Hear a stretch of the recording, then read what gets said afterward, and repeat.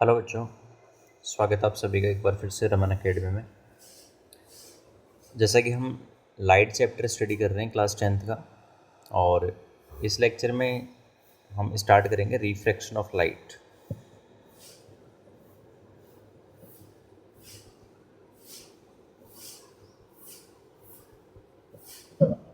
Refraction of light देख के start करते हैं।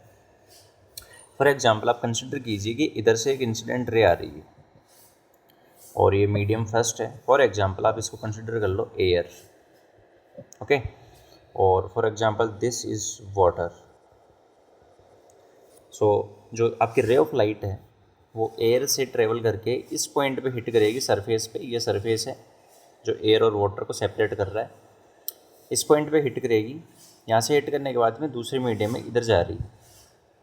ध्यान से ऑब्जर्व कीजिए, जो direction of incident ray of light थी वो इधर थी। ये जो मैंने ये black line dot dot dot line बना रखी है ये वाली, बट ये थोड़ा सा यहाँ डेविएट करके जा रही है, ठीक है। इसकी इंटेंसिटी I1 थी, wavelength λ1, velocity v1 and frequency f1। इसको आप ν1 भी ले सकते हैं। सो अब यहाँ पर हो क्या रहा है कि ये अपने पाथ से डेविएट कर रही है, इसका डेविएशन हो रहा है,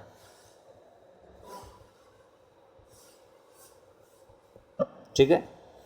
जिसकी फ्रीक्वेंसी f2 हो गई, वेलोसिटी v2, वेवलेंथ λ2 और इंटेंसिटी I2। सेकेंड मीडियम के अंदर अपन मान के चल रहे हैं। So basically refraction of light क्या है? When a ray of light travelling from one medium to another, then it deviate from और से it deflect from its own path, then this phenomenon of light is known as refraction of light. यहाँ पर this angle, ये जो normal है, ये normal बनेगा point of incidence पे, इसके साथ ये एंगल बनेगा आई, एंगल ऑफ इंसिडेंस, और ये नीचे वाला एंगल तो ये एंगल ऑफ रिफ्रैक्शन। अब रिफ्रैक्टेड और इंसिडेंट के बीच की ये जो एंगल है, दिस इज डेल्टा, एंड इस डेल्टा को बोलते हैं बेटा डेविएशन एंगल, डेविएशन एंगल या फिर एंगल ऑफ डेविएशन। जैसा कि यहाँ जो आपको दिख रहा है कि यहाँ रे एक रेरर मीडियम से डेंसर मीडियम में जा रही है। सो ये नॉर्मल की तरफ बेंड हो रही है, इट बेंड टूवर्ड्स नॉर्मल। देखो ध्यान से देखो, इधर शिफ्ट हो गई, इसका मतलब किधर बेंड हुई? नॉर्मल की तरफ बेंड हो गई। तो इस कंडीशन में डेल्टा की वैल्यू आप मैथमेटिक्स का यूज़ करके निकाल सकते हैं, I माइनस आर आएगा, delta equals to I minus R. थोड़ा सा और एडवांस लेवल की बात करें तो यहाँ फ्रीक्वेंसी में कोई चेंज नहीं आएगा, दोनों फ्रीक्वेंसी सेम रहेंगी, बट बाकी तीन चीज़ें स्पीड, वेवलेंथ, इंटेंसिटी चेंज हो जाएगी क्योंकि मीडियम चेंज हो रहा है। इसके बाद इसमें दो डायग्राम हम बना सकते हैं, रेयर टू डेंसर जाए और डेंसर टू रेयर जाए।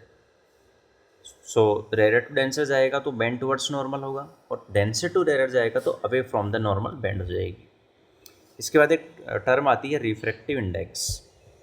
अब ये क्या टर्म है?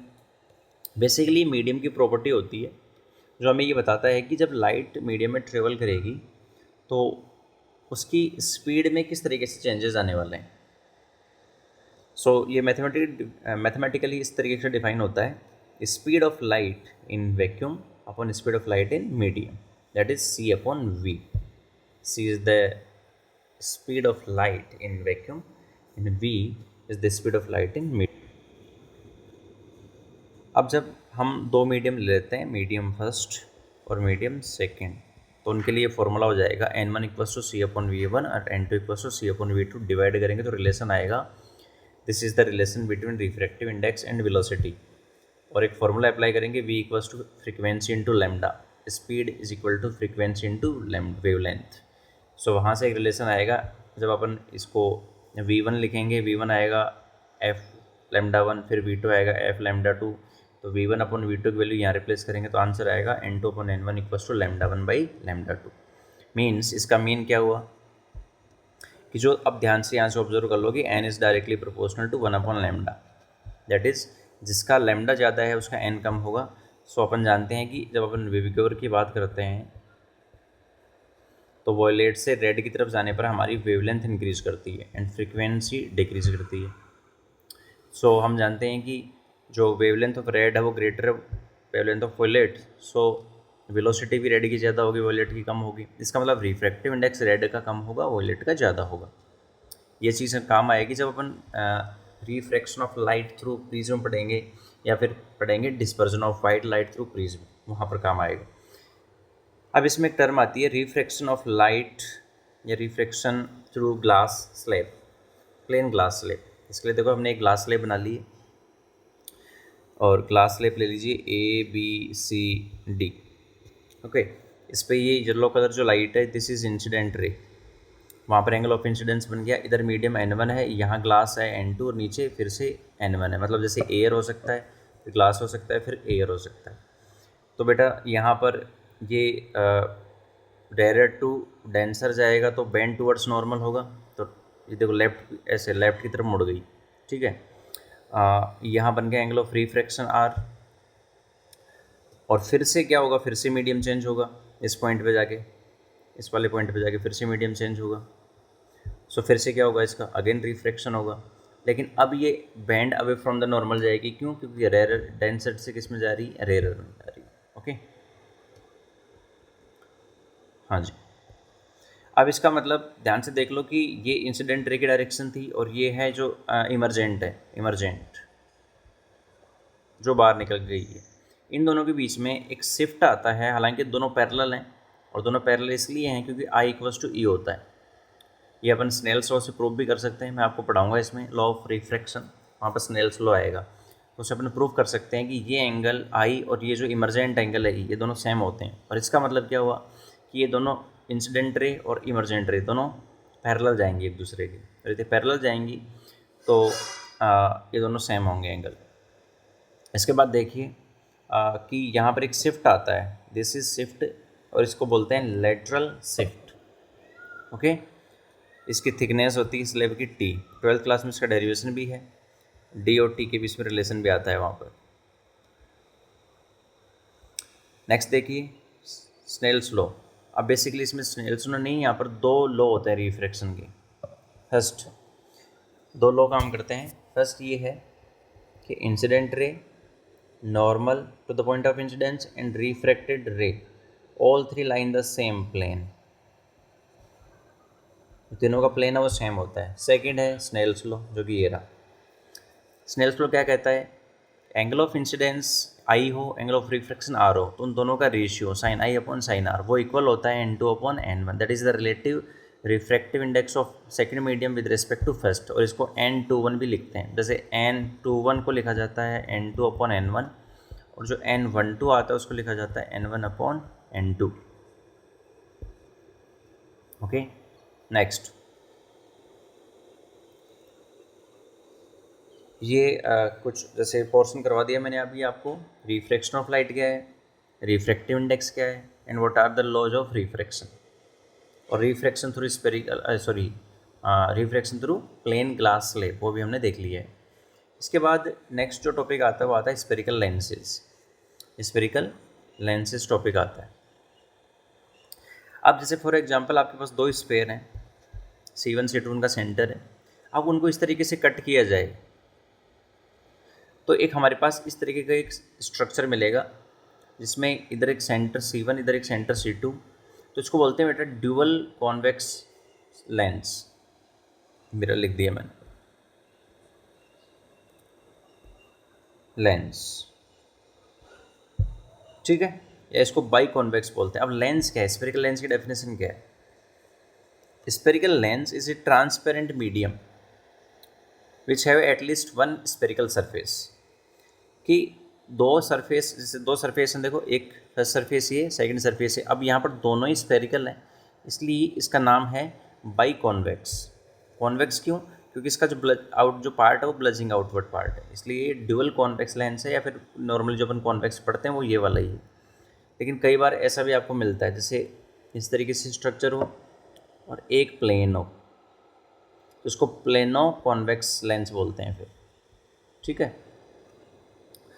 नेक्स्ट देखिए, इस तरीके से यदि स्ट्रक्चर हो जिसमें ये वाला पार्ट इंटरसेक्शन का काम करे, तो इस तरीके की स्ट्रक्चर मिलती है, उसको बोलते हैं कॉनकेव। तो इसमें भी दो सेंटर होंगे C1 एंड C2, जिसको बाई कॉनकेव मिरर फिर से मिरर लिख दिया मैंने, लेंस, ओके। या फिर इसको बोलेंगे ड्यूअल कॉनकेव लेंस। टर्मिनोलॉजी क्या है, सेम उसी तरह टर्मिनोलॉजी है। इसका जो बीच वाला सेंटर है इसको बोल दिया जाता है ऑप्टिकल सेंटर, या फिर इसको भी पोल बोलते हैं या ऑप्टिकल सेंटर बोल देते हैं। यहाँ दो सेंटर होते हैं C1 C2। C1 C2 और O से पास होने वाली लाइन को बोलते हैं प्रिंसिपल एक्सिस, और C को बोलते हैं सेंटर ऑफ कर्वेचर। फोकस क्या है, यदि प्रिंसिपल एक्सिस के पैरेलल लाइन आती है तो आफ्टर रिफ्रैक्शन वो एक पॉइंट से पास करेंगी। इसमें देखो अब यहाँ पर रिफ्लेक्शन नहीं होगा। समझने वाली बात ये है कि पहले मिरर में रिफ्लेक्शन हो रहा था, लेकिन अभी रिफ्रैक्शन होगा, और वो भी दो सरफेस से होता है बेटा। थोड़ा सा डेप्थ में जाएं, देखो इस तरीके से काम करता है ये। जैसे फॉर एग्जांपल ये आपने एक लेंस बना लिया,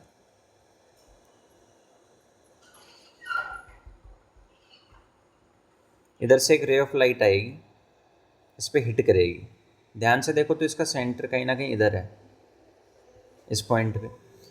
तो इसका जो नॉर्मल बनेगा क्या वो ये बनेगा, ये नॉर्मल N1 बन गया, और दूसरे वाले का सेंटर इधर होगा C2। अब होगा क्या कि जैसे ही ये एयर से इस ग्लास मीडियम में जाएगी तो ये नॉर्मल की तरफ बेंड हो जाएगी, यानी ये सीधी नहीं जाएगी, ऐसे सीधी नहीं जाएगी, सीधी नहीं जाएगी, ये थोड़ी सी बेंड हो जाएगी नॉर्मल की तरफ, ऐसे ऐसे जाएगी। थोड़ा सा इसको और वो कर लेता हूँ, 1 मिनट।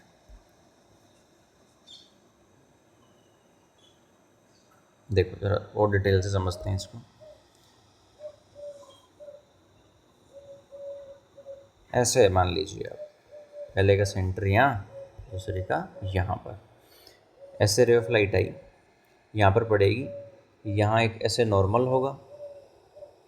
अब ये लाइन सीधी तो जाएगी नहीं, ये थोड़ा सा बेंड टूवर्ड्स नॉर्मल होगी।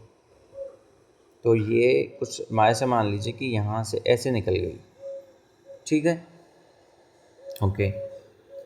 फिर से इसका क्या होगा, देखो अब इस पॉइंट पे जाके मिल रही है तो फिर से क्या होगा, इसका फिर से एक नॉर्मल बनेगा बेटा, ये होगा पॉइंट ऑफ इंसिडेंस। तो ये इधर वाला सेंटर यहाँ है, इसलिए ये नॉर्मल होगा।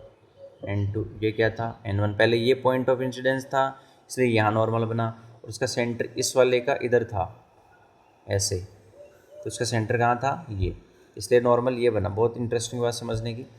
अब यहाँ गया तो इस पॉइंट पे फिर से एक पॉइंट ऑफ इंसिडेंस हुआ, लेकिन उसका सेंटर इधर, इसलिए यहाँ नॉर्मल बन गया। अब होगा क्या, देखिए कि इसका नॉर्मल ये है और ये अवे फ्रॉम द नॉर्मल जाएगी, इसका मतलब ये नॉर्मल से दूर हटेगी, क्योंकि सीधी तो जाएगी नहीं, ऐसे तो जाएगी नहीं ये, तो ये नॉर्मल से थोड़ा सा दूर हटेगी और ये इस तरीके से आएगी। अब ये जहाँ कट कर रही है वो है फोकस। तो इस तरीके से 2 बार मुड़ती है, एक बार यहाँ और एक बार यहाँ, ठीक है। अब जैसे इधर से रे ऑफ लाइट लेके आएंगे तो वो थोड़ा सा इससे बेंड होगी और फिर से बेंड होगी ऐसे। लेकिन हमारे पास जो लैब में जो मिरर लेंसेज होते हैं वो क्या होते हैं हमारे पास, वो थोड़े से बिल्कुल ऐसे इस टाइप के होते हैं, ऐसे फ्लैट। इसलिए अपन ऐसे रे डालेंगे और सीधा इस तरीके से पास करवा देंगे। क्लियर, हाँ जी, अब आ जाओ वापस। सो फोकस इस तरीके से डिफाइन होता है, देखो ये रहा, ठीक है, इस पॉइंट पे मिल जाएंगे। कन्वर्जिंग है, कौन जो कॉन्वेक्स है ना, जो कॉन्वेक्स लेंस है वो कन्वर्जिंग लेंस का काम करता है, यानी जो कॉन्केव मिरर है उसका काम कौन कर रहा है यहाँ, कॉन्वेक्स लेंस। और इसका फोकस आगे है, इसलिए फोकल लेंथ क्या होगी, पॉजिटिव, क्योंकि ऑब्जेक्ट मान लो आपने इधर रखा तो लाइट इधर जाएगी, आप ऑप्टिकल सेंटर से मेजर करने जाओगे तो सेम फोकल लेंथ क्या आएगी, पॉजिटिव। इसका उल्टा ये क्या करता है, ये डाइवर्जिंग करता है ऐसे, जब इसका रे डायग्राम बनाते हैं तो ये डाइवर्जिंग करता है, और जो पीछे बढ़ाने पर इस पॉइंट पे जाके मिलेगा, तो this is called main focus. और ये पीछे की तरफ है, इसलिए इसकी फोकल लेंथ क्या होगी, नेगेटिव। यानी वहाँ पर कॉन्वेक्स की फोकल लेंथ पॉजिटिव थी, मिरर में भी और लेंस में भी सेम सिनारियो है बिल्कुल, ठीक है। अब इसके आते हैं रूल्स ऑफ इमेज फॉर्मेशन। पहला कि यदि पैरेलल आ रही है प्रिंसिपल एक्सिस के तो फोकस से जाएगी, इसमें पैरेलल आ रही है तो फोकस से डाइवर्ज होती हुई फील होगी। यानी देख लीजिए कि कॉनकेव मिरर बन गया कॉन्वेक्स लेंस। यदि फोकस, क्योंकि इसमें एक पॉइंट इधर लेफ्ट में और होता है, जैसे ये यदि फोकस F1 है तो ये F2 होगा, ठीक है। अब यदि इस पॉइंट से पास हो रही है तो ये पैरेलल चली जाएगी, इसको बोलते हैं सेकेंडरी फोकस। इसमें इधर होता है, फोकस की तरफ डालते हैं तो पैरेलल चली जाती है। तीसरा, यदि ऑप्टिकल सेंटर से पास करवा रहे हो तो यहाँ पर ऑप्टिकल सेंटर से ही पास हो जाती है। इसमें 3 ही रूल हैं, इन्हीं से इमेजेस बन जाती हैं। ओके, और बिल्कुल इमेज फॉर्मेशन ऐसे कैसे हैं, बस इसमें इमेज राइट साइड में बनेगी। जैसे आपको मान लीजिए कि इमेज फॉर्मेशन पढ़ने हैं और अपन मान लीजिए सपोज करो मैं 1-2 बना देता हूँ आपके लिए। कॉन्वेक्स का पढ़ना है मान लो आपको, ठीक है। तो कॉन्वेक्स में पहला जो है वो ऑब्जेक्ट कहाँ होगा, इनफाइनाइट पे होगा। तो कॉन्वेक्स बनाएंगे ऐसे, इनफाइनाइट से ऐसे लेके आएंगे, इधर से लेके आएंगे ऐसे। अब आपको पता है कि ये तो फोकस से निकलेंगी, पहला रूल। तो इमेज कहाँ बनेगी आपकी, फोकस पे। इमेज फोकस पे बनेगी, रियल में मिल रही है इसलिए रियल, इन्वर्टेड और पॉइंट साइज्ड, ठीक है। Real, inverted, point size. और लोकेशन क्या होगी, ऑब्जेक्ट की तो हो जाएगी इनफाइनाइट और इमेज की हो जाएगी फोकस, यानी F1 मेन फोकस, ठीक है। जिसको जैसे ये F है तो इसको ऐसे नॉर्मली कई बार 2F या फिर C1 से भी रिप्रेजेंट कर देते हैं। दूसरा, अब ऑब्जेक्ट कहाँ लेके आएंगे, मान लो कि इधर C है और इधर F है, क्योंकि ये हमने जो ड्यूअल लिया है ना, ये वो है ड्यूअल है, इसका मतलब दोनों की जो आपकी साइज़ है वो सेम है, दोनों की जो रेडियस है वो सेम है, इसलिए ये लेंथ और ये लेंथ सेम सी होगी। और ये F है तो ये बेटा डबल हो जाएगा 2F। अब इसमें सेकंड केस ये बनेगा कि अब आपका जो ऑब्जेक्ट होगा ना वो आएगा इनफाइनाइट एंड 2F के बीच में, बिटवीन इनफाइनाइट एंड 2F, या फिर कहेंगे बियॉन्ड 2F, बियॉन्ड 2F। जैसे उसमें बोलते थे कि C से दूर है, बियॉन्ड C। अब इसमें होगा क्या, इमेज यहाँ चली जाएगी बिटवीन F एंड 2F, फिर तीसरे केस में 2F पे चली जाएगी, फिर चौथे केस में बियॉन्ड 2F चली जाएगी, पाँचवें में इनफाइनाइट पे चली जाएगी। इस तरीके से जो कॉनकेव मिरर के केसेस थे ना वो लेफ्ट साइड से उठ के राइट साइड में शिफ्ट हो गए, क्योंकि इसमें रियल इमेज राइट साइड में बनेगी, क्योंकि इसमें रिफ्रैक्शन हो रहा है तो रे यहाँ से निकलेंगी और यहाँ जाके टकराएंगे आगे। और रियल इन्वर्टेड सेम केस है ऐसे कैसे, इसलिए जिसने मिरर के इमेज फॉर्मेशन पढ़ लिए उसने मान लीजिए कि लेंस के पढ़ लिए हैं। बहुत सिंपल है। वैसा ही साइन कन्वेंशन है, साइन कन्वेंशन भी वही है, सेम है बिल्कुल, उसमें कुछ किसी प्रकार के कोई चेंजेस नहीं।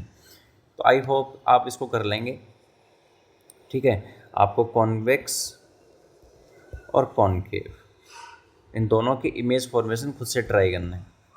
इसके बाद इसमें एक लास्ट टॉपिक आता है और वो आता है एक तो आता है इसमें लेंस फार्मूला। अब लेंस फार्मूला होता है 1/v minus 1/u equals to 1/f। Okay, 1/v minus 1/u equals to 1/f। इसी से इसके साथ मैग्नीफिकेशन का फॉर्मूला होता है height of image upon height of object equals two plus v/u। इसमें किसी प्रकार का माइनस साइन लगाना ही नहीं है आपको।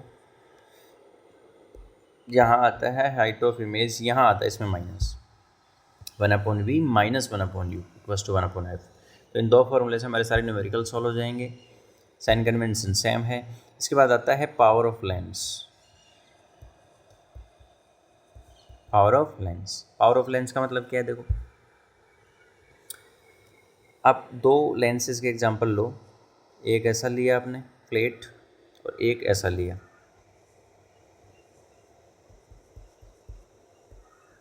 ठीक है। देखिए आपको दिख रहा है कि इसका सेंटर इस तरीके से आएगा, तो जब इस पर रे ऑफ लाइट पड़ेंगी तो ये हो सकता है कि इस पॉइंट से इस तरीके से कन्वर्ज करे। हम देखेंगे कि इसका ये कर्वेचर ज़्यादा है तो इसका सेंटर यहाँ आएगा, तो इसका फोकस यहाँ आएगा, तो ये जब इस पर रे ऑफ लाइट पड़ेंगी तो ये जल्दी कन्वर्ज कर देगा। और हम क्लियरली देख सकते हैं कि इसकी फोकल लेंथ ये होगी और इसकी फोकल लेंथ ये होगी, ठीक है। तो इसकी F1 इसकी F2 है, तो F1 ग्रेटर है F2, और जिसकी फोकल लेंथ ज़्यादा है, इसकी फोकल लेंथ ज़्यादा है, वो धीरे कन्वर्ज कर रहा है, वो दूर जाके कन्वर्ज कर रहा है, और जिसकी फोकल लेंथ कम है वो जल्दी कन्वर्ज कर रहा है।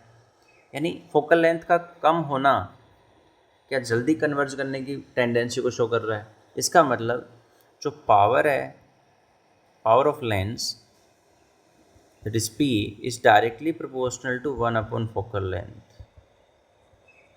पावर का क्या मतलब है कि how fast the lens is converging और डाइवर्जिंग द इंसिडेंट रेज। जो इंसिडेंट रेज इस पे पड़ी हैं उनको कितना जल्दी कितना फास्ट कन्वर्ज और डाइवर्ज कर रहा है। पावर का मतलब सीधा सा ये होता है। और जिसकी फोकल लेंथ कम है वो जल्दी कर रहा है, देखो वो फास्ट कर रहा है। इसका मतलब फोकल लेंथ और पावर में क्या रिलेशन होगा, इनडायरेक्टली प्रोपोर्शनल। तो इसी तरीके से डिफाइन की जाती है power is equals to 1 upon focal length, P equals to 1 upon F। और इसकी जो यूनिट आती है वो आती है डायप्टर, ठीक है। डायप्टर इसकी SI यूनिट है, इसको कैपिटल D लिख दिया करो आप बस ओनली। इसमें ध्यान देने वाली बात ये है कि यदि आपकी फोकल लेंथ मीटर में गिवन है तो P इक्वल्स टू आपको 1 अपॉन F मीटर में रख के डायप्टर में आंसर निकाल देना है। लेकिन यदि फोकल लेंथ आपकी सेंटीमीटर में गिवन हो तो आपको अच्छे से पता है कि फिर मीटर को सेंटीमीटर कन्वर्ट करने के लिए 100 से आप डिवाइड करेंगे और वो चला जाएगा ऊपर। तो ये इस तरीके से अब सोल्व होगा फिर। तो यदि फोकल लेंथ सेंटीमीटर में गिवन हो तो 100 अपॉन F रखना है। जैसे फॉर एग्जांपल आपकी फोकल लेंथ, एक लेंस है उसकी फोकल लेंथ है गिवन है फॉर एग्जांपल 50 सेंटीमीटर, तो पावर कितनी आएगी 100 अपॉन 50 दैट इज़ 2 डायप्टर। वैसे यदि 50 सेंटीमीटर को मीटर में कन्वर्ट करते तो ये होता 1 अपॉन 2 मीटर 0.5।